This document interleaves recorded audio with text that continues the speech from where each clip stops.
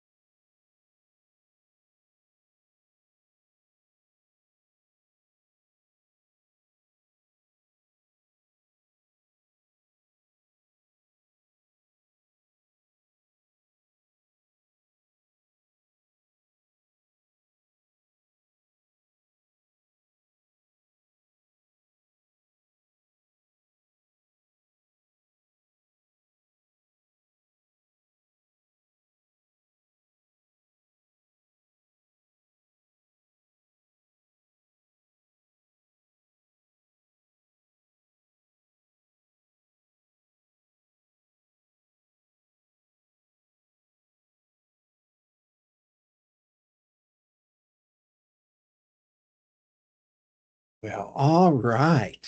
Good afternoon, everyone. Looks like the clock has struck 12:02, so we're going to go ahead and get started this afternoon. I know we had a couple more folks that were registered, and hopefully they'll get a chance to join us. But if you haven't yet done it, please feel free to pop your information into the chat just as a welcome and hello. Really excited that you guys are all here. We're going to quickly run through some announcements and formalities, and then we're going to jump in. So just as a friendly reminder, all of our content and discussions of today are copywritten, but we love sharing information. So if you have any desire, we're not going through didactic instruction today, but if you would like to use any of our information that we discussed today, please feel free to reach out and we will absolutely grant permission and definitely look forward to spreading the word on all the good stuff. Hessery Consulting is the parent company of the Health Insights Hub. We do a whole lot of different things, both here in Arizona and nationally. We've been around for about 20 years now, supporting health and human services. So we work in a broad spectrum of sectors and supporting lots of different organization types, and we're honored to continue that mission. As I mentioned, there's kind of a overarching parent company and then some primary foci within the organization. So first and foremost, we always like to talk about our impact, which is done through our nonprofit arm. So through our nonprofit, which we'll cover momentarily, we convene experts and build community through networking. We have a scholarship program. We offer micro grants. We do monthly volunteering stuff. And we offer discounted and pro bono services, which is a real honor for organizations that need technical assistance and capacity building. Through the Health Insights Hub, which is hosting today, we do market intelligence. So we share, we have a HES report, which is a dashboard that looks at industry trends month over month as they evolve. We provide a newsletter that goes out about once a week. And then we do our free webinars and training to highlight and spotlight organizations doing good work and helping build and access to care here in Arizona. And then the Innovations Network is our advisory consulting services, and that's where we provide direct support to organizations if and when they need that. So very briefly, different category areas and different things that we support through those advisory services I just mentioned. Really excited to talk about some upcoming training. So after today, if you are wowed and impressed, which I know you will be, we invite you to join us for 2 upcoming trainings we have in the month of August. I'm sorry, 1 more this month and then 1 next month. So later this month, in partnership with the Alliance for Community Health Centers and U of A Center for Rural Health, we'll be doing a billing and coding training for federally qualified health centers. So if that applies to you or someone you know, focusing on behavioral health services, substance use services, things of that nature. And then next month, our webinar is going to be offering family perspectives on serving individuals with a serious mental illness. But very specifically, we wanted to catch kind of that nuance of folks that are family members, but also work in the system to see kind of what their expert insights might offer as far as recommendations. So really looking forward to that session. I mentioned the HES report, which is just an online dashboard. It's publicly available on our website. It's free, but it does monitor population insights and covers like access enrollment and coverage. And you can see a lot of the changes that have been happening in enrollment and coverage in Arizona are clearly visible once you visualize them. And then we have lots of stuff going on in the impact community. So again, as I mentioned, once a month we host networking events, but we rotate through the different regions. And so this coming month here in August, we're going to be in Phoenix. Next month, we'll be down in Tucson. And then in October, if you can believe it already, the cool weather is on its way. But we will be up in Flagstaff supporting and meeting, connecting with folks. So please, if you or someone you know is in those areas, please join us for those events. As I mentioned, we also do monthly volunteering. So this coming Tuesday, we'll be down at North Phoenix here in Phoenix, helping pack food boxes, or sorry, distribute food boxes, which is a lot of fun. We've done it we've done it once before, and we're excited to be back. And then, as I mentioned, we do have a scholarship program. It's a micro scholarship, but it's really intended to boost that frontline workforce. And so if you, as an organization, offer a certification program for peer support specialists, community health workers, or nursing assistants, please let us know and share this information. Or if you are aware of someone who is pursuing certification here in one of those areas, have them reach out and sign up. The application's open through the end of the month, and then we will be announcing the award shortly thereafter. All right, those are all of my updates and announcements. So now we want to start talking about today. I am super, super, super excited to have Barb Lang join us today. I have known Barb for 15 years, I think. We're getting up there, and just have been absolutely honored to know her genius and her passion and all of the work that she then does in our communities. So Barb Lang is the director of the Cochise County Health Department. And today we're going to have kind of a fireside chat to talk about some of the rural things that she's doing out there. So Barb, I want to first give you a chance to kind of expound upon your background and talk about yourself a little, if you don't mind sharing about your various experience and kind of what led you to this position that you find yourself in today. Yeah, thanks, Robert. So I had worked in Maricopa County for over 20 years in civil service, kind of dating myself a little bit. But I started out with the courts and I supervised treatment for the Superior Court. And I vacillated between supervising mental health treatment for juveniles and sexual offending. And that fit really nicely with my background because I have 3 therapy licenses. I'm a licensed substance abuse counselor, a licensed professional counselor, and a sex offender treatment specialist. From the courts, I went on to I went on to Arizona Department of Health Services and I was the chief of licensing there and helped to write the administrative rules for all behavioral health facilities. Also helped work on the medical marijuana laws and assisted living and medical licensing. So really was integrated into those processes. From there, I went to Access and was the intergovernmental liaison at Access and also the behavioral health liaison. So that was a lot of fun. From there, I went to nonprofit and I worked at Community Bridges for a few years and supervised compliance and quality management, always staying focused on health and safety, kind of that regulatory background. And during that time, I did private practice. I had contracts with federal probation, county probation, and the tribes, and also taught at Mesa Community College. I taught abnormal psych and human sexuality. So a lot of human service work, a lot of behavioral health, a lot of physical integration, which really shaped coming over to Cochise County Public Health, where I am today. Always had an affinity for rural areas and love the challenge of doing more with less. Awesome, awesome. That is, again, I know we crossed paths actually way back when you were at ADHS. I still remember my day we had rewritten the licensure rules, and I was like, oh my gosh, Barb Lang. I remember the moment. So let's talk a little bit more about Cochise County. I know you've been down there for a little while now, and I imagine moving from the big urban city of Phoenix to more rural, and I know definitions vary, but frontier as well, Mhm. parts. Talk about what that process was like, and then specifically, obviously, as you're getting into the position, like your lay of the land. How did you kind of get to know the community initially?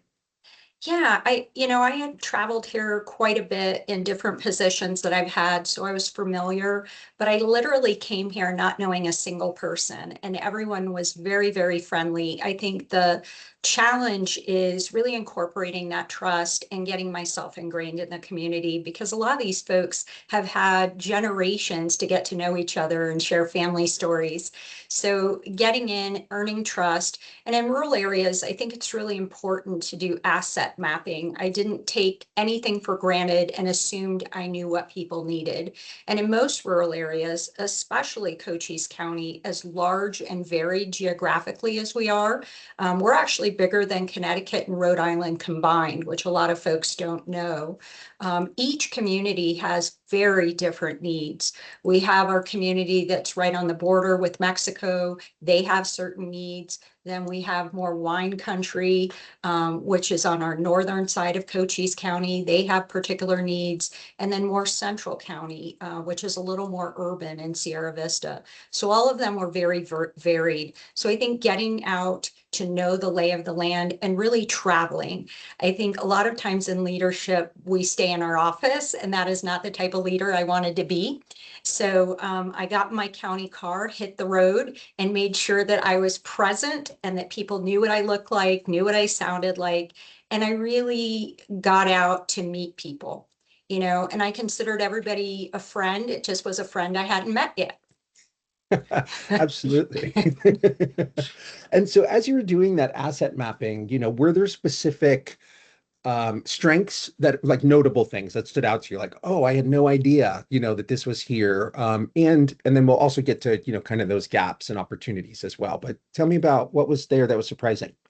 Yeah, I think one of the things that was really strong in this area is the partnerships. Everybody was willing to work together. There wasn't the level of competition that you see in the urban areas. Folks were doing warm handoffs, they were helping each other, just a real sense of collegial sharing. It was a nice breath of fresh air, and it certainly helped making sure that there was accessibility for anybody that needed service. Yeah. And I know, obviously coming from CBI, which is a very strong, crisis and behavioral health system background, and obviously behavioral health has been a very strong thread throughout your career. So talk about the behavioral health services specifically that, may or may not have been present, crisis services, outpatient care. Where did you find yourself there? Yeah, so I think when I first came here with public health, there was some intrepidation from the staff about, gosh, this is a behavioral health person.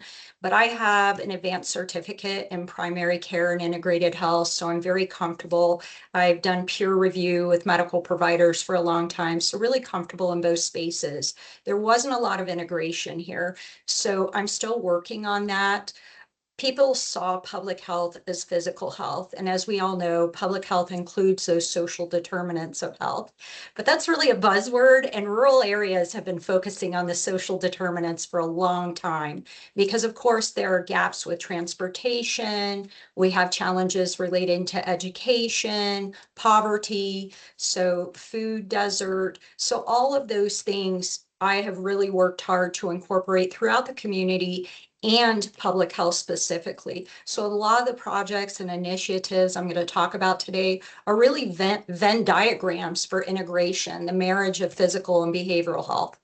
That's really cool. And let's start diving in. So there's a whole lot of stuff, that we've had a chance to talk about prior to today. And so I don't know if there's one that you top of mind jumps out at you, or I can kind of run through a list, but you've really been able to capitalize, on that opportunity for integration in some really, really cool ways. So do you want to take it off the top of your head, or do you want me to Sure. kind of guide you through them?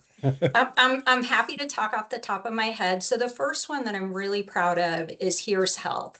And Here's Health is a website that came about with the support of Intium, which is a healthcare advertising firm. It's an electronic portal that you do not have to register in. You don't have to enter your name in. And it lists all the specialty medical providers in Cochise County. One of the things that happened when I came here is I was due for my colonoscopy and I didn't know where to go. And so I had asked some of the staff at the department and they said, well, you go to Tucson. That didn't seem reasonable to me. Tucson from where I live is over an hour and a half away. I also wanted to contribute to the economic development of our community. And I knew that if I went to Tucson, and I do love Tucson, and shout out to Pima County Health, the money would stay in Tucson. So it wasn't just about me getting an accessible service. It was also about supporting local, that economic development, because without that, we don't get jobs, goods, services, expansion. So we created this Here's Health website. You can enter in what you're looking for and it'll map it from your house. So if you entered in dermatology, it would show all the dermatology places available. So it's showing Benson and Northern Cochise, and it has a map underneath it, and you can make an appointment online. A lot of our folks live off the grid. They don't have a neighbor to ask. So this is a nice opportunity for people to stay in county. They don't have to take the time away from their children, their cattle, their agriculture, and they're supporting local. And this was a win-win across the board. Perfect. Sorry, I don't want to scroll too much to distract folks. And Oh, so, that's okay. yeah, there's so much cool stuff on this website that's been built. And again, I know I've played around with it quite a bit, looking for like dental services, and being able to access where those are located. It's just such a cool tool and obviously such an important resource for the community. And this was the first time ever that hospitals got together and worked together for the website. So they're not competing against one another. They're saying, hey, we have enough investment involved where we can all work together and make sure our patients find what's closest to them and what they need first. Absolutely. And so obviously, Cochise County being such an agricultural community, I know that there was a lot of, I mean, food security not only being a social determinant of health, but I feel like, based off of our discussion, classifying it as like an STOH intervention is almost dilutes the value of what it is because it's addressing so many different needs at the same time. So, do you mind talking a little bit about some of the agricultural partnerships and some of the work that you guys have been able to accomplish?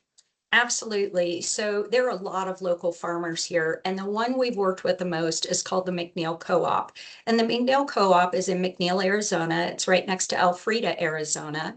And they grow a variety of fruits and vegetables throughout the year. They're all local farmers. So we were able to secure an agricultural grant to provide fresh fruits and vegetables to skilled nursing. And again, this is a win-win. This is more of those concentric circles or Venn diagrams. What we were finding out is the skilled nursing homes in Cochise County were getting their vegetables and fruits from Phoenix. And just as I said previously, if you're getting something from out of your area, that money isn't staying in your area. The other thing we were hearing is a lot of the stuff was frozen. By the time it was transported here, it wasn't as fresh. So this really was an opportunity to get fresh fruits and vegetables grown locally and organically from these farms. And also, we're contributing to the economy.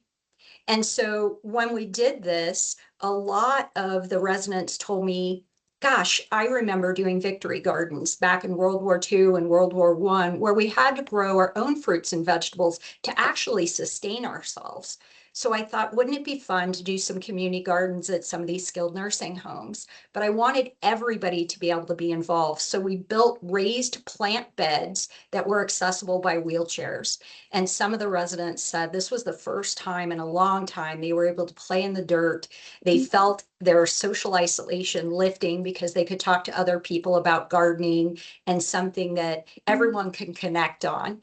And so it was a positive win for everybody involved. The skilled nursing got fresh fruits and vegetables for snack and sides in their meals. The residents got to play in the dirt and visit with each other. And then it just was beautification, right? Puts oxygen in the air. It really was a public health initiative with lots of folks involved to make it happen.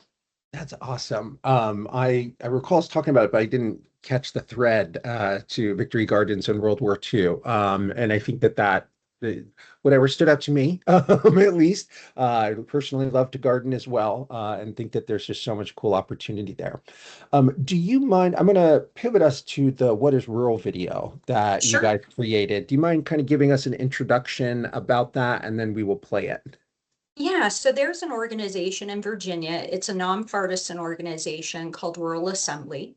And Rural Assembly is a national organization that works very hard to connect with rural areas all over the country to dispel stigma about just myths relating to rural. We're not friendly, we're not educated, there's no reason to relocate there, there's no jobs. So they really work hard to process that information so that people see the real rural. And once a year, they have an activity called the Rural Assembly Everywhere.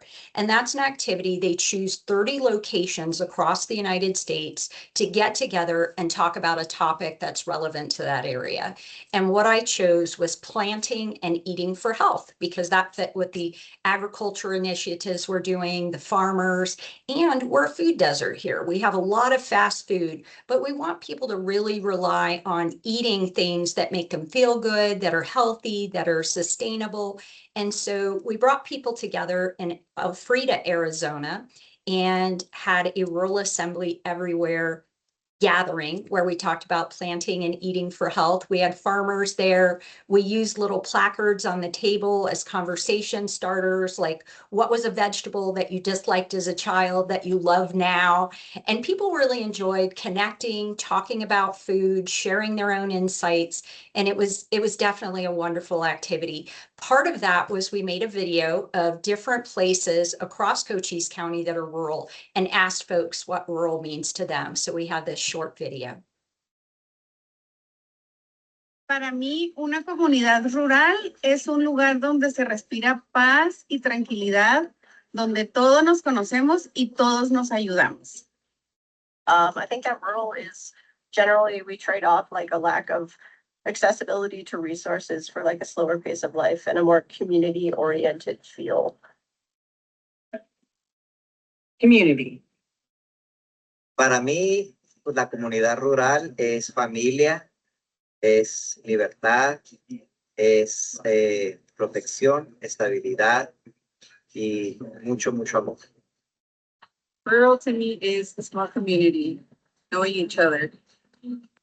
Rural means peace of mind and community for me. It means resources and support from your neighbors and loving, wonderful family and just support all around. What does rural mean to me? Rural means tradition, a slowing down where cultures come together and enjoy the slowness and an easy living pace and unique things, special art, special unique businesses, special food. That's what's rural. Get out to the rural and you see the real America. You see the real world. Wow, that is so cool. I think all of the different perspectives, I mean, just feel it. You can feel it, right? It kind of shines through in the work that's going on.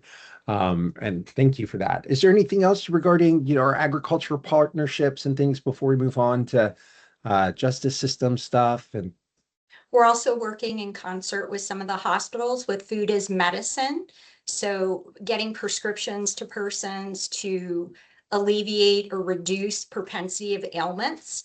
We have our Women, Infant, Children's program at each of our clinics in Cochise County. And when we have WIC, we do two things. We have the mobile market provide fruits and vegetables with vouchers. They're able to get double the SNAP benefits. And also, if people can't afford to pay, we provide that to them. We want to stay flexible with the community and make sure no one goes hungry. And it's just been such a successful opportunity to work with farmers and have families be able to fill their bellies with healthy and nutritious food. yeah, that's so cool. And obviously, I think where that connection even to behavioral health lives is like people feel valued, Yes. which is a game changer, right? Like when Yes. people feel seen, when they have that sense of community, the natural supports, everything you're describing. And it's built over fruits and vegetables, right? Like that, it's so much more than an agricultural process. It is, you are not alone, you are not invisible. Like we see you, you have people that care for you. And we all, I mean, most of us, that work in this field, we know that direct tie to mental health and resiliency and how significant that support is. So so excited to learn more about that. And of course, you're not done. You've got plenty more stuff that you are working on. So tell us a little bit more about some of the work that you guys have been doing with justice system partnerships and your Care Collaborative initiative. Yeah, so one of the things that when I first moved here was a real issue is our jail was filled with misdemeanor offenders. And we wanted to do something to alleviate that bottleneck. And so I had proposed it would be nice if the judges would quash any misdemeanor warrants so we could take violent offenders and have room for them in the jails. I really believe in rehabilitation, restoration. So I talked to the presiding judge, the justice court judge, and said, what would you think about this, as well as our county attorney? And they loved the idea. And I said, let's take it one step farther and wrap around our most vulnerable. And so we have lots of human service providers that come. We do it once a quarter. We call it the Justice and Care Collective. I think you have a flyer for it. And that collective has everything from shelter to physicians looking at feet for people who are diabetic and housing insecure. We have substance use and mental health providers there. We have nurses doing vaccines. We hand out hygiene kits. We have the mobile market there with fresh fruits and vegetables. We have poison control, talking to folks about how to keep their homes safe and secure medications. We have mobile crisis there to provide information and resource. So after someone goes in and sees the judge and their warrants waived, they can come out and enroll in a work program. One of the success stories we had was we had a gentleman in his 20s and he had struggled a long time with substance use. He was able to get a minor possession warrant waived. He enrolled into a welding program right there at the event. And he also is transported directly to treatment. We provide direct treatment, transportation. So it's all of those things wrapping around our most vulnerable. Many of those folks were housing insecure. A lot of them check every box on the social determinants list. And so we want people to know everyone has value and we want you to be successful. And this is a great way to get a fresh start and do so. And so we're actually having our next event in Benson, October 15th at the Benson Community Center. And we have lots of folks there. Even if somebody doesn't have a warrant, attorneys are providing technical assistance, expungement, information regarding reference points. So it's important for our community to come together and really support those people because we want them to socially reintegrate. Yeah, absolutely. And what a profound way, I think that, and I say this with a lot of compassion, I think that this is something rural can do that would be much more challenging in an urban environment, right? It's one of the unique opportunities to convene stakeholders, have those conversations, and also just kind of what is it that people need and how do we fill those needs, which is just so cool.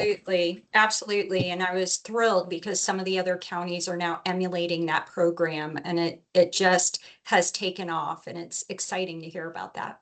Yeah, absolutely. I might try to roll that out in Maricopa County, see how it goes.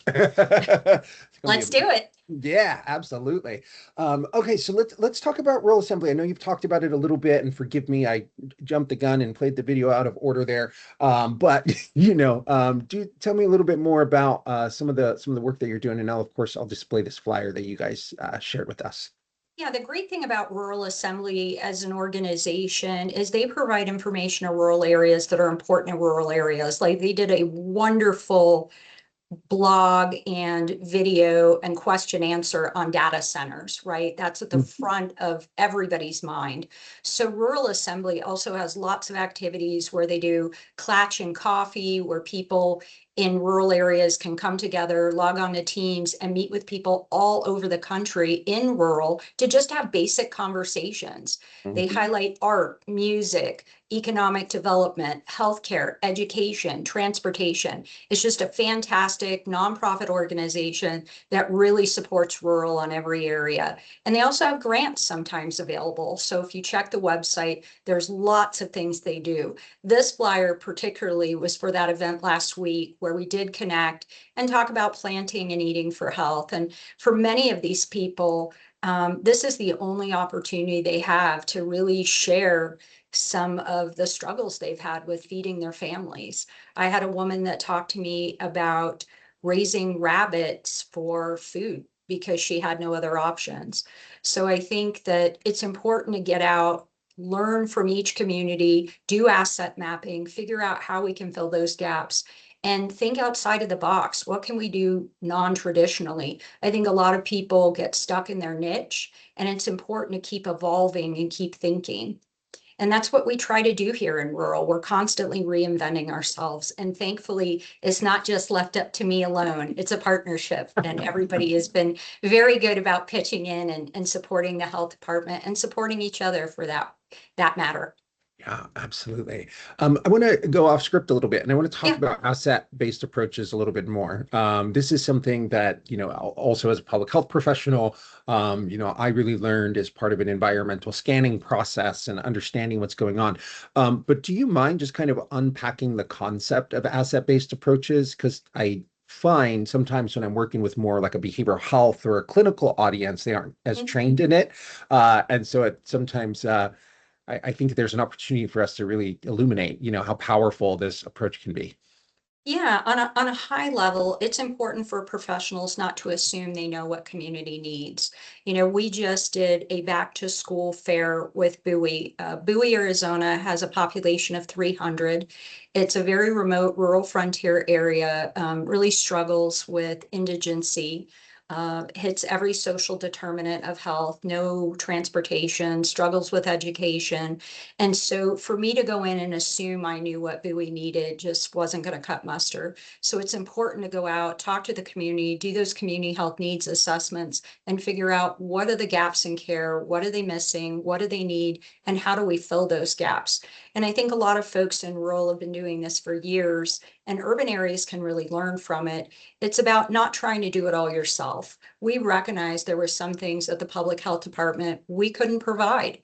And so just partnering with other health plans, other health professionals, paraprofessionals, we were able to get a really comprehensive fair together that met all the needs of the community as it was defined.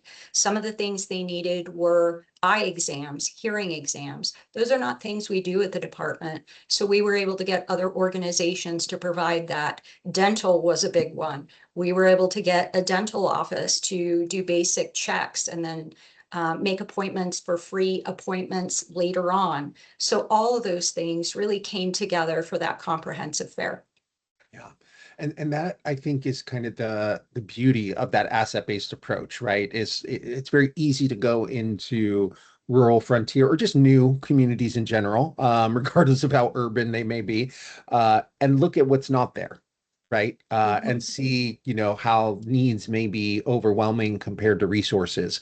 But when you look a little bit further, when you kind of go under the hood a little bit further, or really, I think ethnography, getting in the community and starting to have those conversations, I think that that's where you really get to see the resilience of those communities, because they are meeting their needs. They are finding a way. It might not be convenient. It might not be, the way that city folk think it should be, but there's typically always that gatekeeper or community leader that is cooking meals out of their kitchen and serving people, you know what I mean, like looking at how different institutions like schools, are meeting such a variety of needs that in the city it might be, their scope might be more limited, but out in a rural area, it's like, this is the community center. This is the place that we gather. This is our evacuation spot. This is, all of the things, that resource, really becomes so much more profound when you realize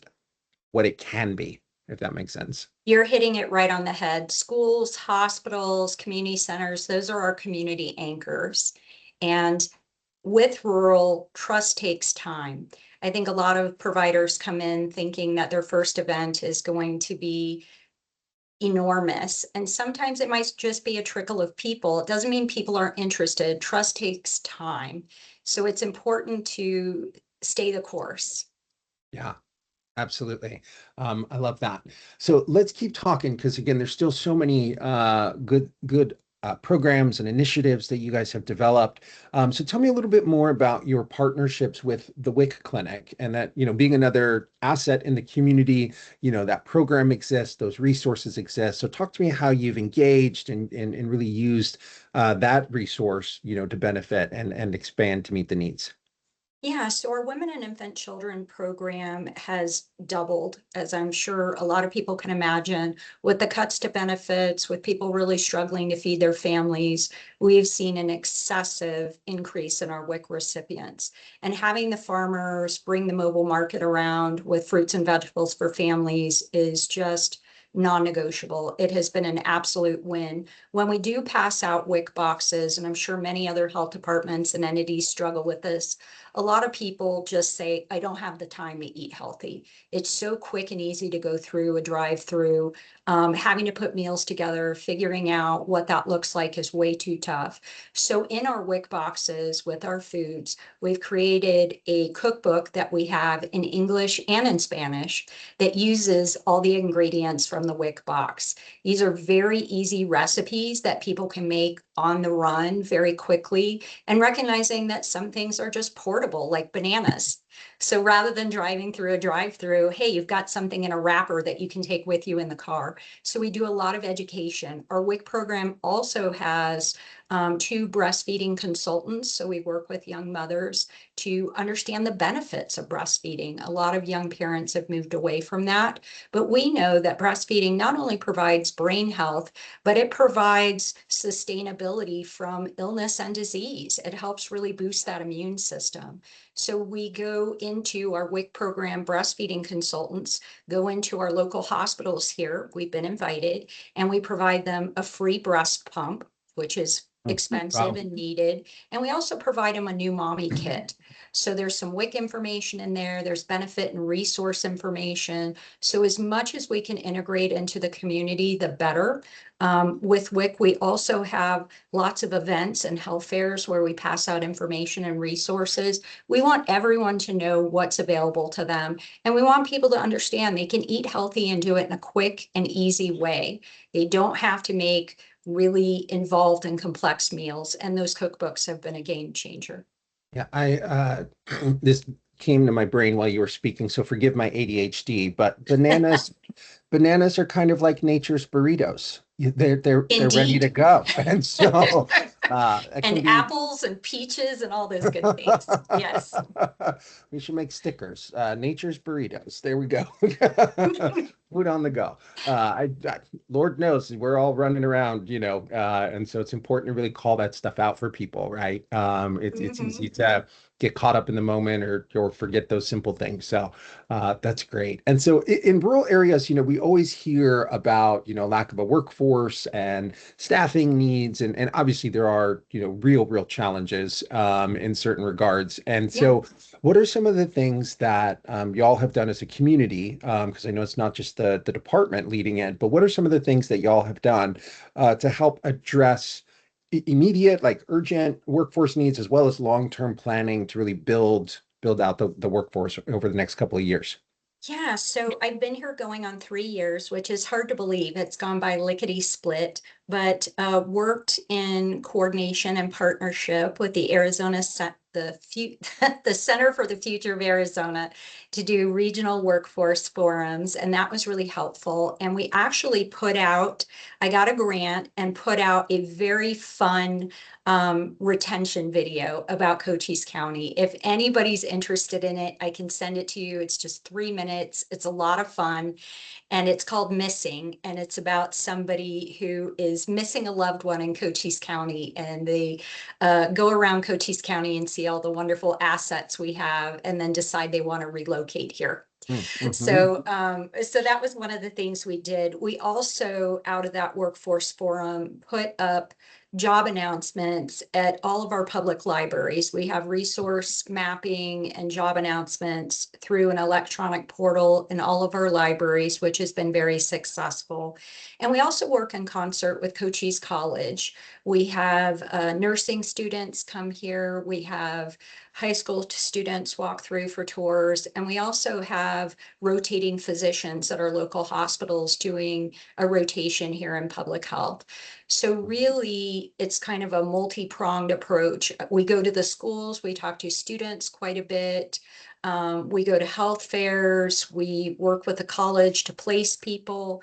And I do a lot of succession planning. One of the things that folks say, where do you find the time, is you make the time. I have a leadership group here at Public Health, and I meet with them once a month, every other week, and I do succession planning, and I talk about strategies and techniques on leadership because I won't be here forever. So I need people to come behind me that can lead.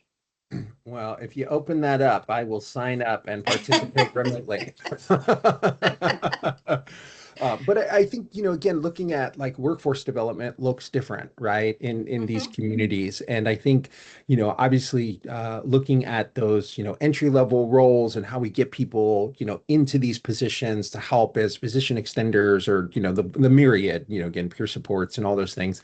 But then also having that opportunity for people to progress in their careers and advance while remaining in town and serving their community. It is such a multifaceted, need. And so that work is really exciting to hear. And it's all through partnership, right? As has is. been the theme.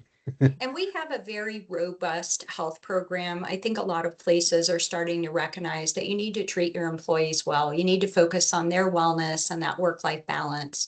So we have a very robust wellness program here. We actually have trails around our facilities where employees can take time out, get into some stretching, mobility, and just take a break. We have yoga classes for employees. We have stress management classes, a lot of professional development. And this really helps people not only think about the mission and vision of public health, but also to take care of themselves so they can take care of others. Because if you're burned out and you're tired and you're achy and you're not feeling well, that's really going to come across to our patients. So we want to make sure you're in tip-top shape mentally and physically so that you can serve.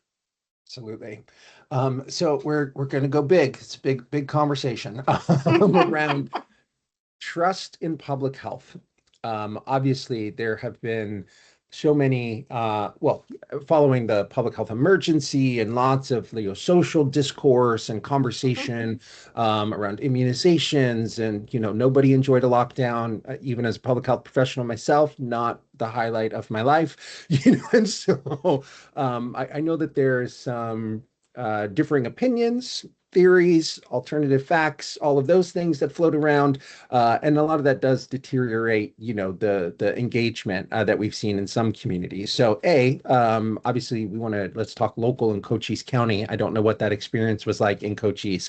And how has the health department worked I don't even want to say restore and strengthen because I don't want to make that assumption, but to, Sure. Really invest in building trust with the community. Well, I'm going to start out by saying, rural isn't any different than anywhere else. I mean, we all share the same challenges and there's always powers working against us. So for those of you who know me, I try to be very strength-based and just take the stand that transparency really matters. Transparency was a big thing for me. I think a lot of people are concerned about the government because they don't know what's happening. So it was really important to me to let people know what I'm doing, how I'm doing it, and where I'm doing it. So one of the things that I did is we have a board of health, and I started Board of Health on the Move, where we go to different places in the community. Anybody can log in or show up in person. They can log on to Teams and attend the meetings, or they can just show up where we're meeting and be a part of it. But that's been really successful. Some people speak up, some people stay quiet, but we present information. And the other thing is we're not trying to encroach on anyone's freedom. That's a big one for me. I let people know we're going to tell you the risks, the benefits, we're going to give you informed consent, and you make the decision what's right for you and your family. We're not trying to convince you of anything. We're just providing you with options. And that's what healthcare has always been about and always is. And somewhere along the line, people got the idea that we really want to tell them what to do. And I don't. I want them to decide what's best for them. And so really having that transparency, having those tough conversations, and listening is such a big part of it. I'm not talking to someone, I'm talking with them. And that's been highly successful. Wow. I want to run for office. I'm being silly, obviously, but I loved the way that you framed that. I think that there's often that perception of a power dynamic, but there's not, right? Not in that informed consent model and allowing people to receive information and then make their own individual decisions. That I can see why you are so good at what you do. So we are moving into kind of some open-ended questions beyond, what's going on just in Cochise County, but obviously still keeping that very relevant. And then for folks that are on the line, if you have questions, we are going to open it up. So please feel free to start dropping them in the chat box if you would like. Obviously, Barb is a wealth of knowledge on a wide range of topics. And so please feel free to pop those in there. Barb, obviously some of the big policy initiatives and things that are going on nationally with HR 1 and health, rural health transformation, and there's a lot of, I don't want to call it noise, there's a lot of movement because it's actual things happening, right? There's a lot of movement happening that's really transforming what rural health looks like. And so do you mind just kind of sharing about what the impacts and positive, impacts as well, that HR1 and some of the current landscape movement is having in Cochise? Yeah, absolutely. I think, and rightfully so, folks are concerned. But what I have tried to do is really turn that concern into commitment and action. So one of the things I did, and this is a continuation since starting, is really moving towards that integration. So I started a group called Together Cochise, and I invited all the leadership from behavioral health organizations. We met once. This next meeting coming up in the next week, we're bringing in all the hospital and medical provider leadership and really talking through how can we address some of the gaps and some of the overlaps. A good example is we know that accessibility is an enormous issue here. Hospitals are pretty tight. I asked the behavioral health providers, does anybody have any vacant offices that traveling docs could use with sinks and places to disinfect?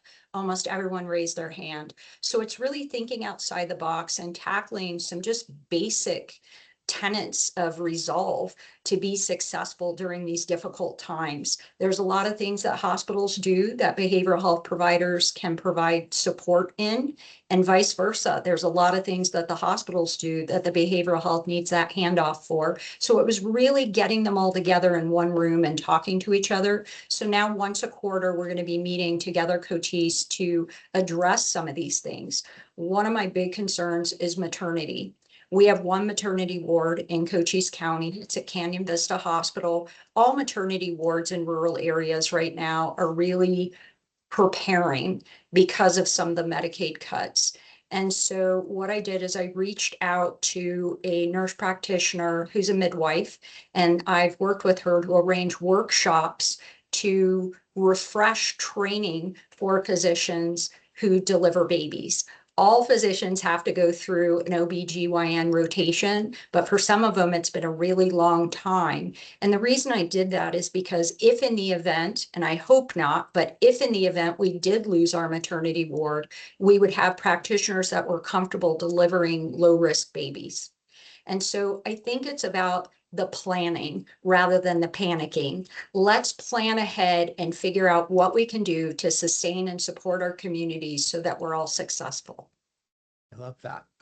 And turning, you made two comments, turning concern into commitment, and then focusing on planning over panicking. I'm going to stitch those on a pillow, pass them out.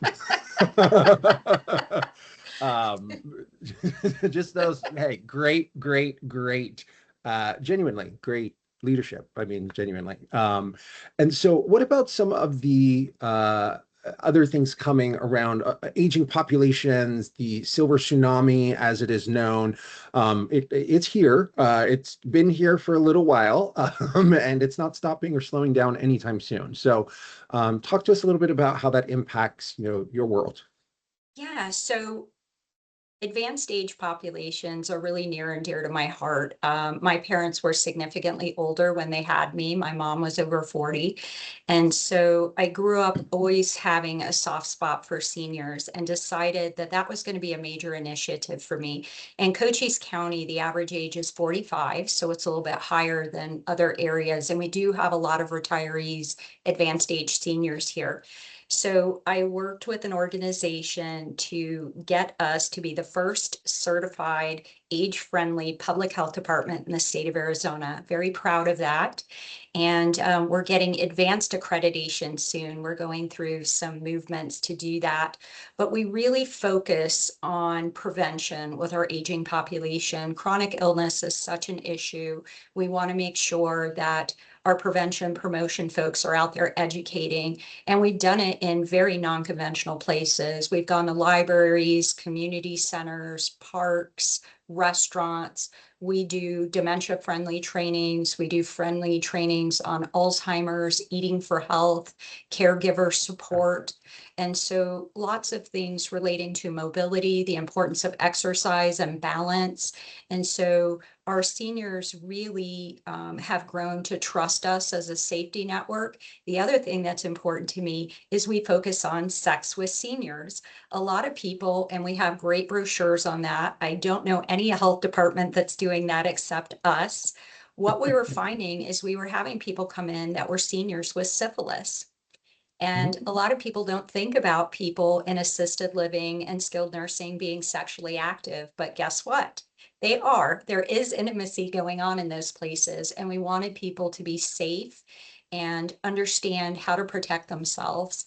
And so that was an important part of our senior prevention program as well. Absolutely. Definitely. And that is, again, just like the way that you've been able to do true population health, right? Like Yes. lots of folks talk about it. It's a buzzword, and there's a lot of great work that's going on, in that space. But I think maybe because you can really pull back the layers and just focus, that really gives you a great vantage point, to really target those interventions around that population and meet their needs, and across the life course, right? Um, and so talk a little bit more. You mentioned this comment about, older adults or advanced age folks, learning, that the health department really is kind of that safety net and that ability to, meet their needs, fill those gaps. So what other ways or how else do you conceptualize the county health department and public health department, as that safety net for the community when there are for interventional medicine and healthcare that's out there? Yeah, we do a lot of work with our advanced age population. And one of the other things that we're focusing on is that social emotional isolation. So I'm working on an initiative right now called Seat and Meet. And it's about putting benches in places to determine and encourage intergenerational conversation. Because I remember when I was younger, just talking to older people and being astounded at some of the things they told me and what they could share. And we have such a perfect climate and atmosphere in Cochise County with all the beautiful nature and the mountains to put benches out with shade structures and have people seat and meet.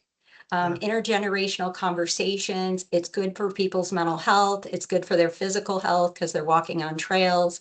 And it really allows people to get a full picture of what our age population has contributed to our community. And it's fun for older people to visit with younger people and hear about what's happening in their lives. So that's something I'm very excited about. And you'll have to stay tuned and I'll tell you when that's going to unfold. Yeah, no, that is, I mean, and just again, social isolation, like, I mean, talk about building community, talk about, giving people alternative perspectives and, understanding that life did exist before the internet and social media. Right. And, I think that is that's so critical. I will definitely come on down for a seat and meet event so I can walk and learn, right? I love it. I do want to use the last couple of minutes that we have to kind of open up the discussion to folks on the line and see if there are any additional questions or comments that might be coming out of group. I do see lots of shout outs from Joseph, talking about all of the work that you've done down there. Susan Kennard on the line also, just thanking you for all of the time and insight. Are there any additional questions from the audience that we can answer as we come up on our time for this afternoon? I see a couple of folks are typing, so.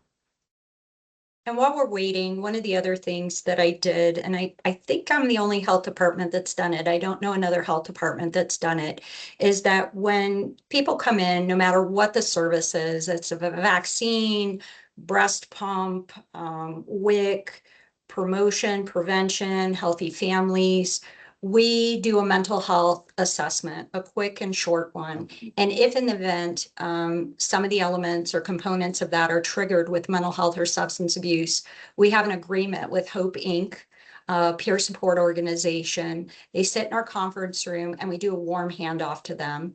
So we utilize peers to really support folks. And then we look to them to let us know if it's beyond their scope, they can supplement with that with professional counseling, and we do that referral. But that was really important to me to have people with lived experience in our clinics supporting our communities, and they are bilingual. We have Spanish and English peers that come. So that's been a nice program as well. That's really awesome. And obviously that just demonstrates that integration, right? I mean, it's not, Yes. it starts with asking that question, that first, question about mental health if you're in that primary care setting or vice versa. And then you can obviously connect them to care. So that is so wonderful. Well, I think that with just a few minutes left, I don't want to feel rushed. And so I'll let additional questions come in and linger. But I do want to first offer, if you guys have a chance, if you have your phone on you, we definitely want to get feedback on today's presentation. So if you don't mind taking out your phone and scanning this QR code, if for whatever reason that does not work for you, if you go to history.com, all the way at the bottom in one of the links, there's a satisfaction survey link, and you can directly connect there and let us know how we did today. And of course, provide recommendations or feel free to ask additional questions for follow-up. I did want to, of course, finally plug once again, just upcoming presentations. So if you happen to work in a federally qualified health center or know someone that does, please let them know that coming up on the 25th in partnership with the Alliance and the University of Arizona's Rural Center for Rural Health, we'll be helping FQHCs with their billing and coding for substance use disorder treatment. And then next month, we will be having family perspectives. And actually, she was on the line. I don't know if she's still with us, but Susan Kennard from Access joined us today.